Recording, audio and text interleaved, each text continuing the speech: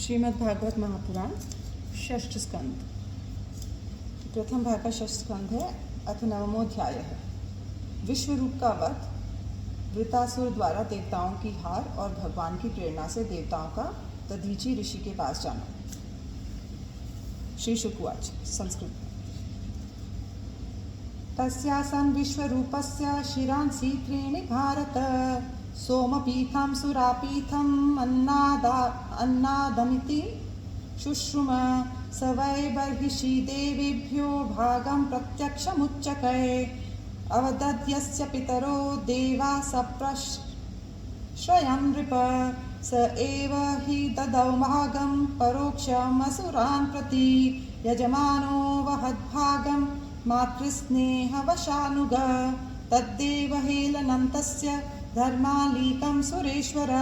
आलक्ष्य तरसा भीतस्तच्छीर्षाण्यच्छिन्नरुषा। सोमपीठं तु यत्तस्य शिर आसीत् कपिञ्जल।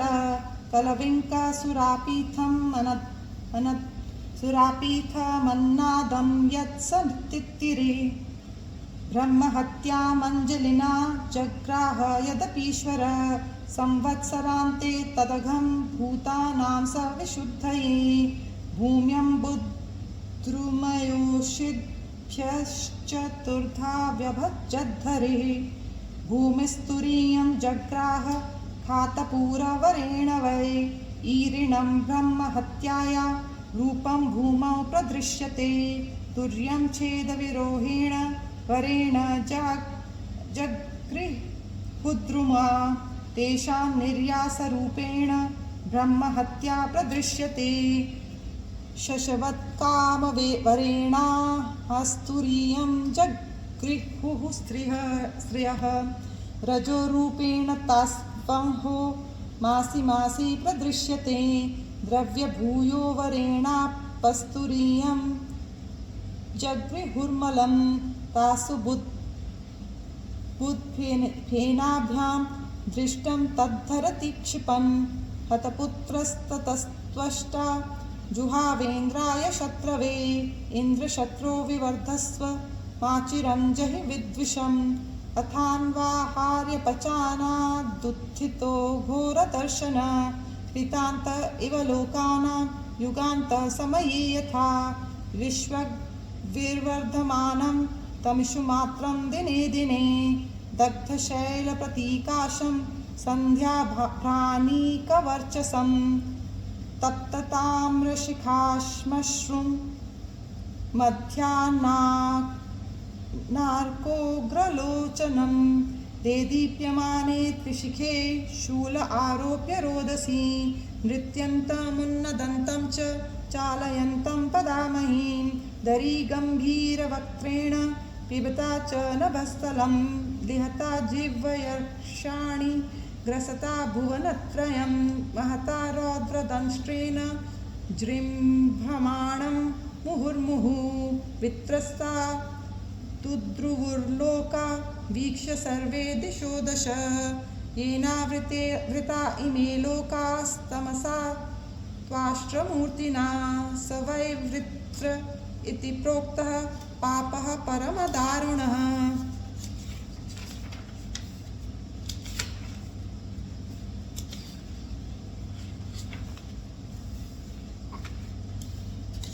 तं निजघ्नोरभिद्रुत्य सगणा विबुद्धर्षभा।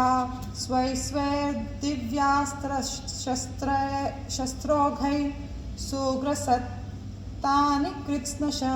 ततस्ते विस्मिताः सर्वे विषण्णाग्रस्ततेजसः। प्रत्यञ्चमादिपुरुषम् उत्पत्तस्थु समाहिता। देवाऊचु। पायवम्बराज्ञप्सितयस्त्रिलोका ब्रह्मादयो ये वयमुद्विजन्तः। हराम यस्मै बलिमन्तकोऽसौ। बिभेति यस्मादरणं ततो नः। अविस्मितं तं परिपूर्णकामं। स्वेनैव लाभेन समं प्रशान्तं। विनोपसर्पत्य परं हि बालिशः।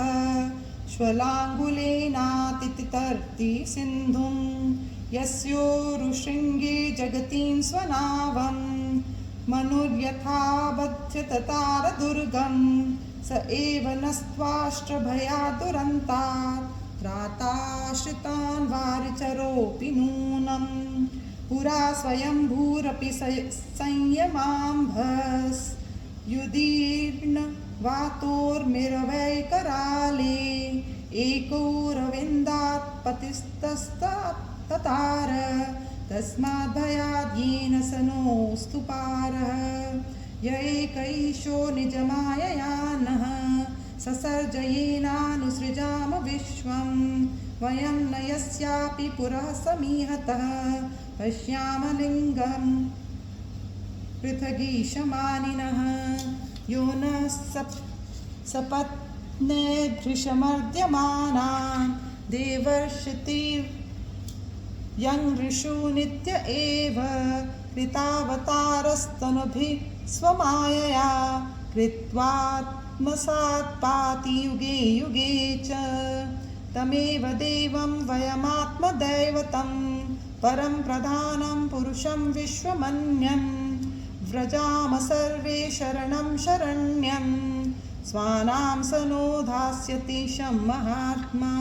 श्री शुकवाच इति तेषां महाराज सुराणामुपतिष्ठतां प्रतीच्यां दिश्य भूदाविः शङ्खचक्र गदाधर आत्मतुल्ये षोडशभिर्विना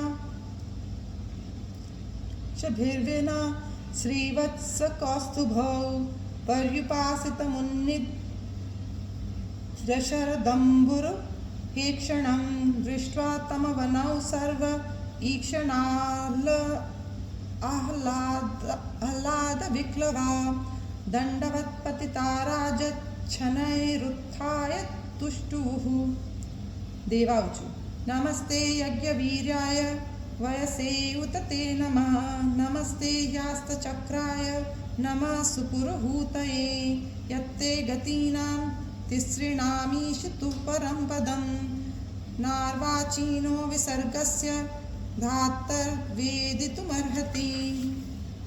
ॐ नमस्तेस्तु भगवन्नारायण वासुदेव आदिपुरुष महापुरुष महानुभाव परममङ्गल परमकल्याण परमकारुणिक केवल जगदाधार लोकैकनाथ सर्वेश्वर लक्ष्मीनाथ परमहंस परिव्राजकै परमेण आत्मयोग समाधिना परिभावित परिस्फुट पारमहंस्य धर्मेणोद्घटित तमः कपाटद्वारे चित्ते पावृत आत्मलोके स्वयमुपलब्धि निज सुखानुभव भवान् दुरवबोध इव तवायं विहारयोगो यद शरणो शरीर इदमनवेक्षितास्मत्समवाय आत्मनैवाविक्रियमाणेन सगुणमगुणः सृजसि पासि हरसि अथ तत्र भवान् किं देवदत्तवदिह गुणविसर्गपतितः पारतन्त्र्येण स्वकृतकुशलाकुशलं फलमुपाददात्याहोस्विदात्मानाम् उपशमशीलः समञ्जसदर्शन उदास्त इति हवावन विदामः न हि विरोध उभयं भगवत्य परिगणितगुणगणे ईश्वरेण वगाय माहात्म्यैर्वाचीन विकल्पवर्तिकर्तर्क विचार प्रमाणाभासकुतर्कशास्त्रकलिलान्तः करणाशय दुरवग्रहवादिनां विवादानवसर उपरतसमस्तमायामये केवल एवात्ममायामन्तर्धाय कोऽन्वर्थो दुर्घट इव भवति स्वरूपद्वयाभावात् समविषमतीनां मम तु न सुरसि यथा रज्जुखण्डः सर्पादिधियां स एव हि पुनः सर्ववस्तुनि वस्तुस्वरूपः सर्वेश्वरः सकलजगत्कारणकारणभूतः सर्वप्रत्यगात्मत्वात् सर्वगुणाभासोपलक्षित एक एव पर्यवशेषितः। अतः वावतव महिमामृतरससमुद्रविप्रुषा सकृदवलीढया स्वमनसि निश्चिन्तमानानवरतु सुखेन विस्मारितदृष्टश्रुतविषयसुखलेशाभासा परमभागवता एकान्तिनो भगवती सर्वभूतप्रियसुहृति सर्वात्मनि नितरां निरन्तरं निवृत्तमनसः कथमुहवा एते मधुमथन् पुनः स्वार्थकुशला ह्यात्मप्रियसुहृदः साधवस्त्वच्चरणाम्बुजानुसेवां विसृजन्ति न यत्र पुनरयं संसारपर्यावर्तः।